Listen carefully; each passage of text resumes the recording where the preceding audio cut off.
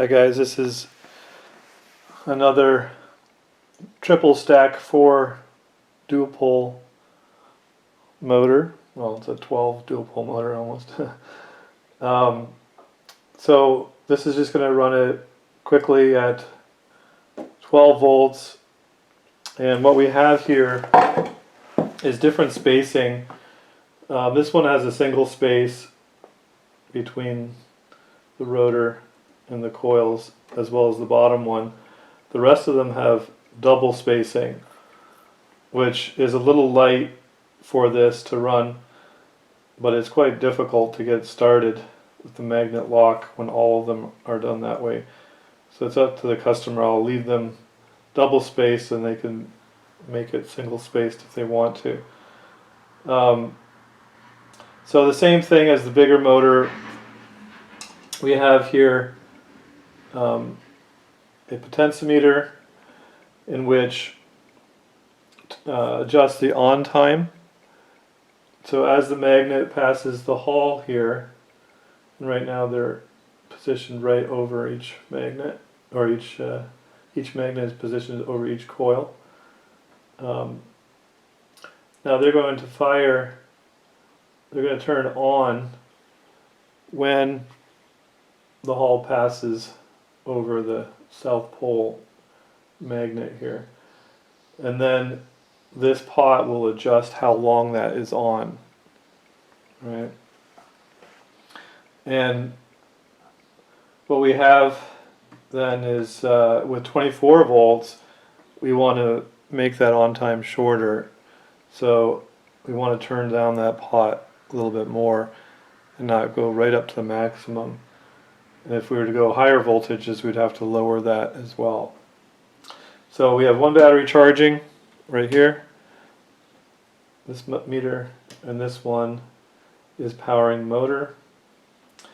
These clips on all these motors now, big and small motors, single stack or double or triple, allow you to rotate the batteries without the latching contactor. You'd have to do it manually.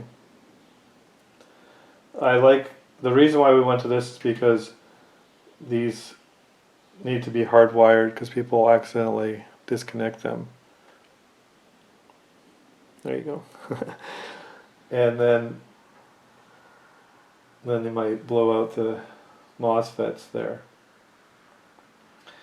So we have 3 MOSFETs, 1200 volts, as well as 3 diodes, and those are 1200 volts as well. And then we have the nano. So we're going to be converting over to the nano, as I mentioned in the last video, because it's a smaller platform, makes it easier for us to assemble.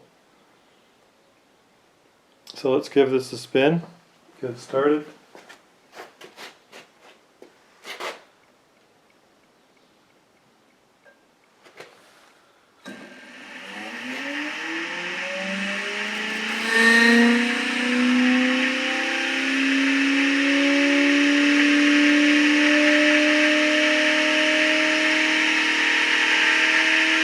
So we're going at about 6.5 amps right now. And the RPM stabilized. I let it run, this is just newly assembled. I let it run for about half an hour, upside down and up and right side up, because I put in the bishop's oil. We do that with every motor that's assembled. Now, what you can see here is, as I short the generator coils, it speeds up. You can hear it speed up. Now, we have to get this all lined up to maximize this. For example, moving the Hall the right position. You can short all these out.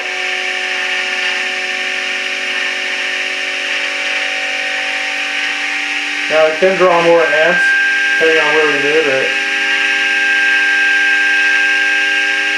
getting in that ideal spot.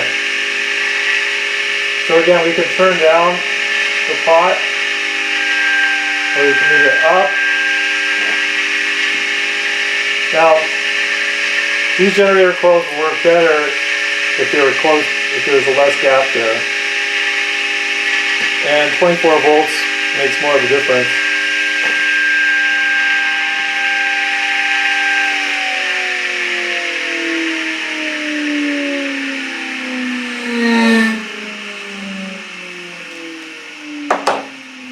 So there you have it.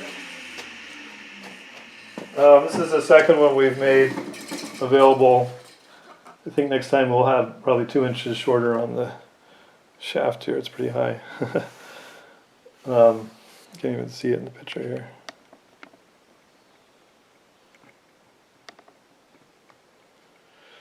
So you can see the voltages, get an idea. These are 20 amp hour batteries. This one isn't the greatest, but